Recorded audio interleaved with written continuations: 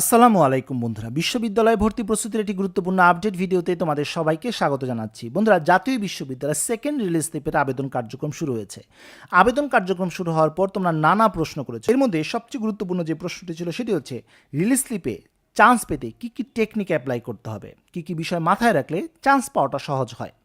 আজকের ভিডিওতে এই নিয়ে বিস্তারিত আলোচনা করব, খুঁটিনাটি অনেক তথ্য দিব, তাই ভিডিওটি শুরু থেকে শেষ পর্যন্ত দেখা তোমার জন্য অনেক বেশি ইম্পর্টেন্ট। আমরা সেকেন্ড রিলিজ স্লিপ প্রক্রিয়াটা কিভাবে কাজ করে সেই বিষয়টি জেনে নিই। বন্ধুরা, এটাই কিন্তু সর্বশেষ রিলিজ স্লিপ, এরপরে কিন্তু আর রিলিজ স্লিপ দিবে না। তার মানে এইটা এই বছরের শেষ সুযোগ অনার্স করার। প্রথমেই তোমাকে বিশ্ববিদ্যালয়গুলোতে বা কলেজগুলোতে আবেদন করতে হবে যারা প্রথম বা দ্বিতীয় মেধায় চান্স পায়নি বা চান্স পেয়েও ভর্তি হয়নি অথবা ভর্তি হয়েও ভর্তি বাতিল করেছে, তারা কিন্তু আবেদন করতে পারবে। যারা রিলিজ স্লিপে অর্থাৎ ফার্স্ট রিলিজ স্লিপে চান্স পায়নি বা চান্স পেয়েও ভর্তি হয়নি অথবা ভর্তি হয়েও বাতিল করেছে, তারাও কিন্তু আবেদন করতে পারবে। প্রথম বা দ্বিতীয় মেধায় বা রিলিজ স্লিপে তোমরা হয়তো বা একটি সাবজেক্টে চান্স পেয়েছো, হয়তো বা একটি সাবজেক্টে চান্স পাওনি। যদি চান্স পেয়ে থাকো, যদি ভর্তি না হয়ে থাকো, তাহলে তো বললামই তোমরা আবেদন করতে পারবে। আর যদি চান্স না পাও, তাহলে অবশ্যই সেকেন্ড রিলিজ স্লিপে আবেদন করতে পারবে। সেকেন্ড রিলিজ স্লিপে আবেদন করার ক্ষেত্রে তোমরা অনেকগুলো বিশ্ববিদ্যালয়ে আবেদন করতে পারবে, প্রায় 5টি কলেজে তোমরা আবেদন করতে পারবে।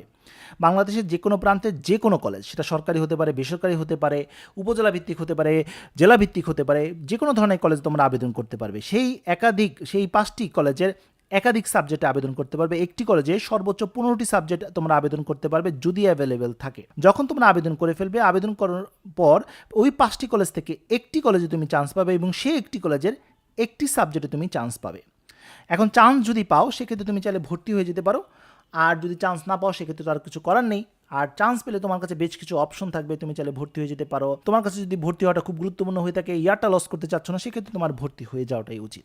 আশা করি পুরো প্রক্রিয়াটি তোমরা বুঝতে পেরেছো। রিলিজ স্লিপে আবেদন করার জন্য কিন্তু কোনো টাকা পয়সার প্রয়োজন হয় না, কোনো ডকুমেন্টস কোথাও জমা দিতে হয় না, সম্পূর্ণ অনলাইন এবং ফ্রি একটি প্রসেস। এবার আসি চান্সের টিপস। কী কী বিষয় মাথায় রাখবে আবেদন করার ক্ষেত্রে। প্রথম টিপস, প্রথম এবং শেষ দিনে আবেদন না করা। যেমন আবার শেষ দিকেও আবেদন করা উচিত না, কারণ তখনও সার্ভার অনেক বিজি থাকে, অনেক ক্ষেত্রে বিভিন্ন প্রবলেম হয়, তাই এই 2টি দিন অ্যাভয়েড করার অনুরোধ করছি।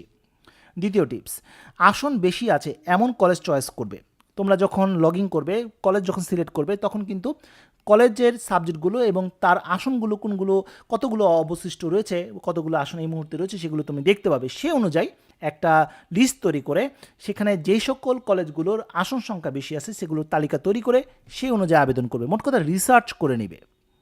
তৃতীয় টিপস, আসন বেশি আছে এমন সাবজেক্ট চয়েস করা। ধরি তুমি একটি কলেজ চয়েস করেছো, সেখানে আসন বেশি রয়েছে।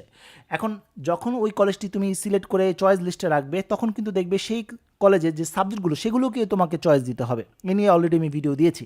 যখন তুমি চয়েস দিবে, তখন যে সাবজেক্টগুলোর আসন সংখ্যা বেশি সেগুলো প্রথমে দিবে, তাহলে দেখবে তোমার চান্স পাওয়ার পসিবিলিটি আরও বেড়ে গেছে। চতুর্থ টিপস, নিজ গ্রুপ সাবজেক্ট আগে দিবে, গ্রুপ পরিবর্তনের সাবজেক্ট পরে দিবে। যদি গ্রুপ পরিবর্তনের সাবজেক্টগুলো আগে দাও, তাহলে কিন্তু তোমার চান্স পাওয়ার পসিবিলিটি অনেক কমে আসবে।